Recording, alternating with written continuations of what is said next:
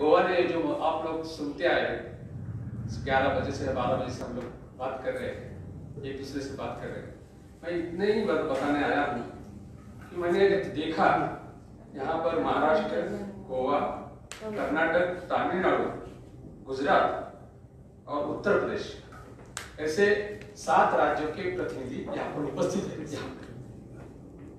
मैं आपको याद दिलाना चाहता हूँ, संगोली रायण्णा करके एक स्वतंत्र सैनिक था, स्वराज सैनिक था, जिसको 1831 में फांसी दिया गया था।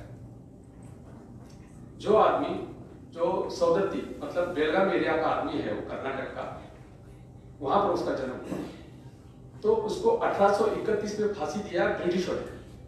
उसका एक ही सपना था, एक गोरे लोगों, ये तुम्हारा देश नहीं है, ये देश हमारा है, इस देश में राज करने का अधिकार सिर्फ हमारा है, राष्ट्रीय समाज का है। उसको फांसी दिलाई गई। तो राष्ट्रीय समाज पार्टी के नेतृत्व में, महादेव जी जानकर के नेतृत्व में, हमने 2008 में हम बेलगाम गए थे, और जिसने सपना 1831 को उसने सपना देखा था कि भारत आजाद हो, लेकिन भारत आजाद कब हुआ? 15 अगस्त 1947 पर।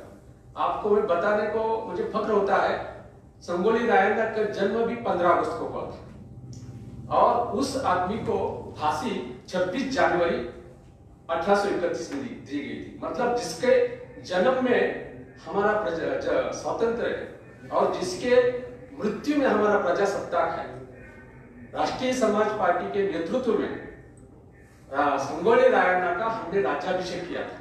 मतलब उसको तो स्वराज नहीं मिला, वो तो आजाद नहीं हुआ, लेकिन राष्ट्रीय समाज पार्टी ने संगोली रायण्णा का राज्याभिषेक किया था। और वो राज्याभिषेक आपको बताने में मुझे बहुत आनंद होता है राव जी, वो 7 कम्युनिटी के लोग थे, 7 कम्युनिटी के लोग थे। 7 कम्युनिटी के लोगों के द्वारा जानकर साहब के नेतृत्व में हमने वो हाथ से राज्याभिषेक किया था, और अगले ही साल में 2009 में हमारा पहला एमएलए चुन के आया था, और आगे चलते चलते महादेव जी जानकर मंत्री बन गए। तो ये जो हमारा पार्टी है, ये अनेक नदियां हैं, भाषाओं की है, भाषाओं की, ये जो है वो सागर में जाएगा तो एक बन जाता है।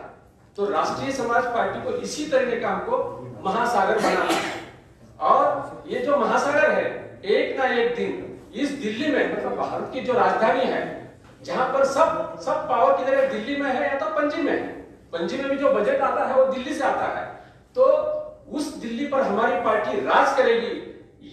इस संकल्पना से हमको, संकल्प लेकर हमको काम करना है, और मुझे उम्मीद नहीं, मुझे यकीन है एक दिन महादेव जी जानकर पंतप्रधान बनेंगे। महादेव जी जानकर को पंतप्रधान बनाना मतलब राष्ट्रीय समाज पार्टी को पंतप्रधान बनाना है। जैसे संगोली रायण्णा गुजर गया, उसको मरने के बाद उनका हमने राज्याभिषेक किया, उसी तरह से हम सब राष्ट्रीय समाज पार्टी के लोग काम करेंगे। और ये जो राष्ट्रीय समाज पार्टी का जो उधर लिखा है हमने कि कनेक्ट इंडिया स्वराज रैली, इस पे बहुत भरा कनेक्ट इंडिया में है, ये बात है, राष्ट्रीय समाज में ही वो बात है, कनेक्ट इंडिया करने के बाद हमारा स्वराज आ सकता है। मतलब राष्ट्रीय समाज पार्टी के राज मतलब स्वराज है। अभी हम स्वराज नहीं है, ये तो अब जाता है, झंडा करते हैं, लेकिन मतलब आजाद भारत हुआ है, राष्ट्रीय समाज आजाद नहीं हुआ है। राष्ट्रीय समाज को अगर आजाद करना है तो राष्ट्रीय समाज पार्टी के झंडा तले ही हमको काम करना है, और आप करेंगे। और राष्ट्रीय समाज, अभी हमारे बोलते हैं औपनिवेशिक समाज, तो ये राष्ट्रीय समाज को दिल्ली में लेके जाएंगे और हम राज करेंगे। इस भावना के साथ मैं रुकता हूं। धन्यवाद।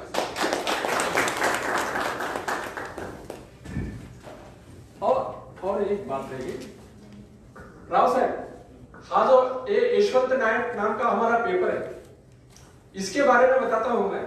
ये यशवंत नायक हमने हाथ से लिखा था, और जानकर साहब के मसूर नाम के गांव में, उनके गांव में पहले एक रैली हुई थी, जो कांशीराम जी थी वहां पर आए थे, तो तब एक संपादक है, इस पत्र के संपादक कौन है? महादेव जी जानकर है। और इस पत्र का हाथों से लिखा हुआ पत्र का उद्घाटन इधर हुआ था मसूर में 29 सितंबर 1994। तो उस दिन मतलब 29 सितंबर 1994, तो वो जो पत्र हाथ से लिखा था उसकी छपाई पणजी में हुई थी, गोवा में हुई थी। पहला पेपर जो था, मतलब हमको बताना चाहता हूँ कि ये मतलब मुंबई महाराष्ट्र में तैयार हुआ, लेकिन पहला प्रिंटेड पेपर आया था इस पणजी में आया था।